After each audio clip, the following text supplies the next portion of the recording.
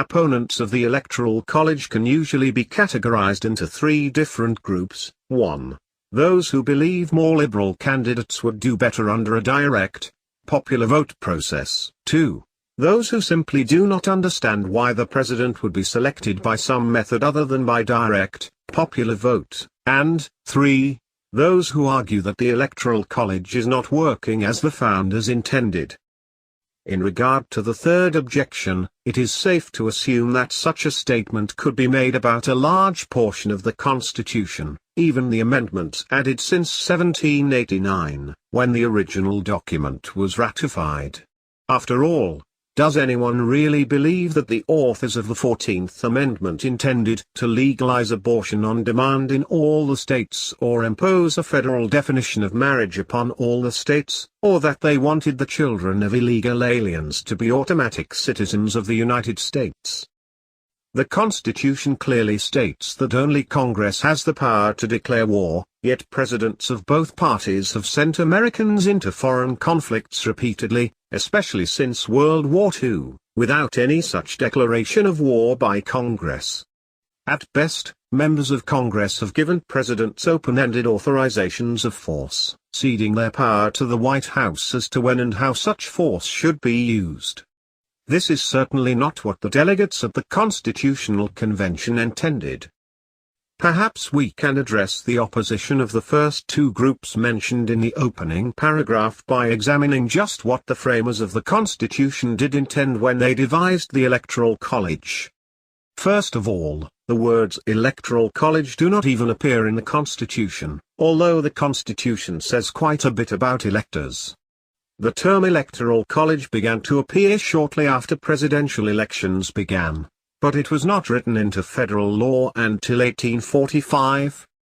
Gouverneur Morris, the chairman of the Committee on Style that penned the actual words of our founding document according to the directions of the delegates of the Constitutional Convention, said fears of intrigue caused the delegates to reject the idea of Congress simply choosing a president.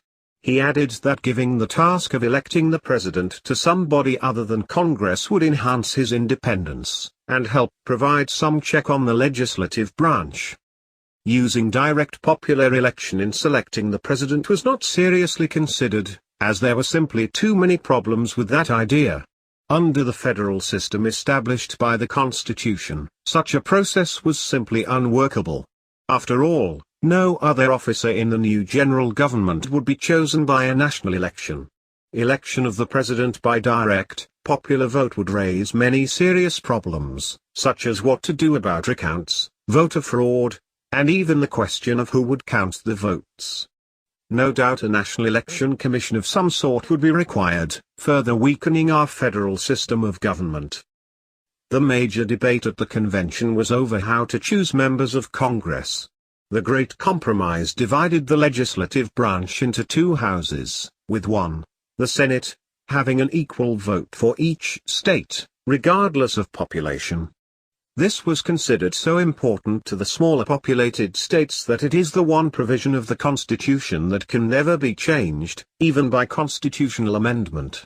On the other hand, in about the larger populated states, the House of Representatives would indeed be apportioned by population. The same concern of the smaller states was raised when it came to choosing the president. The founders feared that the large states would control the presidential election. Therefore, it was decided that the number of electoral votes would be determined by combining the number of representatives of each state in the House, along with every state's 2 senators.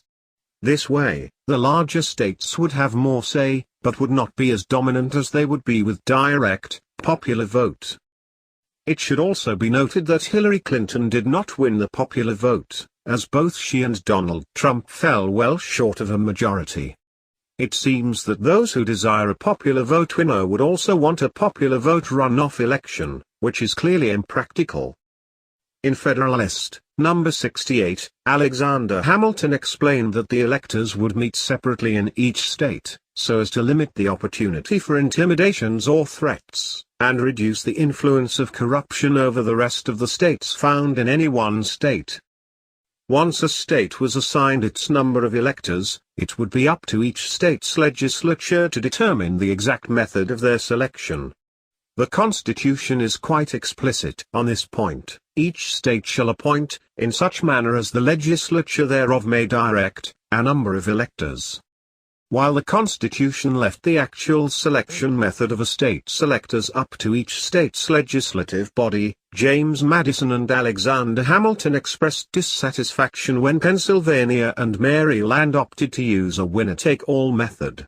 They had apparently assumed that each congressional district would select one elector, with the other two chosen directly by the state legislature. Hamilton even suggested that the Constitution be amended to require that each state allot its electoral votes by district. However, since the Civil War, all states have awarded all their electoral votes to the candidate who wins the most popular votes in their state, although only a plurality is required, not a majority. Today, only 2 states use the congressional district method, with Maine's legislature making that decision in 1972, followed by Nebraska in 1996. This year, Democrat Hillary Clinton took the most votes in Maine statewide, but because Republican Donald Trump won one of that state's 2 congressional districts, he garnered 1 electoral vote from Maine.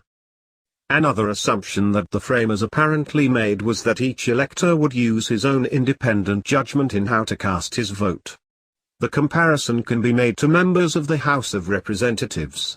Although they are chosen by popular vote within their congressional districts, and not by some national popular vote, they are not bound to vote any particular way on any of the issues that come before them. The Constitution provides that if no single candidate receives a majority of the electoral votes, then the House of Representatives shall choose the president. Because political parties or tickets were not anticipated, and because it was expected that no single candidate could receive a majority of the electoral votes, the framers also expected that the election would often be determined in the House. Political parties, not provided for in the Constitution, led to the 1800 election between Thomas Jefferson and John Adams being thrown into the House. The Constitution stipulated that if the House were given the duty to choose the president, each state's House delegation would cast 1 vote, and once a candidate received a majority vote of the states, that person would be elected president. It took 36 votes before the House finally chose Jefferson. Following the 1824 election, in which no candidate managed a majority of the electoral vote, John Quincy Adams won over Andrew Jackson in the House. This was the last time that the House elected the president. Were no person to win the majority of the electoral votes for vice president, the 12th Amendment requires that the U.S. Senate choose the vice president. The 12th Amendment became necessary after the 1800 election because, although Jefferson edged out Adams in the electoral vote, he tied with his own party's running mate, Aaron Burr. Jefferson's Republican Party, not the same as the modern party by that name, begun in 1854, was so organized that all 71 Republican electors voted for both Jefferson and Burr on every ballot. The Constitution originally provided that each elector vote for 2 candidates. The top vote-getter would become president and the person with the second highest votes would become vice president. When Burr refused to step aside for Jefferson, Alexander Hamilton, Jefferson's political enemy, urged the Federalist Party members, Hamilton's party and the party of President Adams, to abstain, and let the Republican members of Congress make the decision between the 2 Republicans. While Hamilton did not agree with Jefferson, he publicly called Burr a man unfit for the office. History records that Burr later killed Hamilton in a duel. It is true that the Electoral College does not operate as it was meant to, but it does continue to serve one central purpose for which it was intended. It prevents one area of the country from dominating the selection of the nation's chief executive. To win election as president, a candidate must get support from a broad coalition of states across the country. This is a testimony to the wisdom of the Founding Fathers. changing from the winner-take-all method now used by 48 of 50 states to a congressional district method would move us closer to the vision of the framers of the Constitution. However, such a method would require either a constitutional amendment or a change in the laws by the legislatures of the several states. Unfortunately, neither seems very likely. Generally speaking, those who prefer ditching the Electoral College in favor of direct popular vote consider the congressional district method of choosing electors even worse than the present winner-take-all system. They fear that a congressional district method would further reduce the influence of large urban areas of the country, such as Chicago, New York City, Philadelphia, and Los Angeles. The results of the 2016 presidential election can, however, be expected to harden the resistance of Republicans to any system of direct popular vote. With 48% of the popular vote, Hillary Clinton would be taking the oath on January 20, 2017 as the 45th President of the United